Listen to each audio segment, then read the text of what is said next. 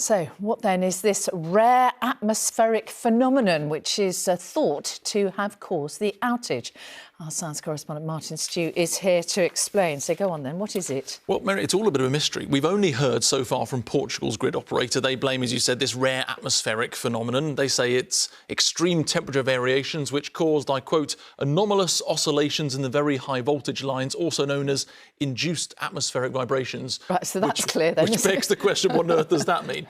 Well, look, in certain rapidly changing weather conditions, what you can see is the air around power lines gets warm and damp and windy, and you can physically sometimes see wires gallop, like you can see in Winnipeg here in America. It's not actually the physical movement that's the bigger problem. The main issue is if the ionised air around those cables interacts with the cable itself, it can change the electricity inside the wire.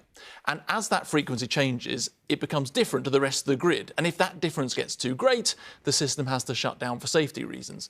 What's unusual here is normally a bit like if the trip switch goes in your bathroom, the light stays on in the kitchen, a small section should have turned off. It seems to have wiped out the whole grid. There'll be lots of questions about that.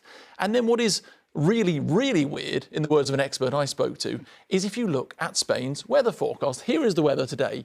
Classic springtime temperatures, sunny, light winds. These are not the conditions that should be causing induced atmospheric vibrations. Now, we are yet to hear from the Spanish grid provider. Hopefully they can throw some light. Until then, we are as much in the dark, to be honest, as those people who are without power tonight.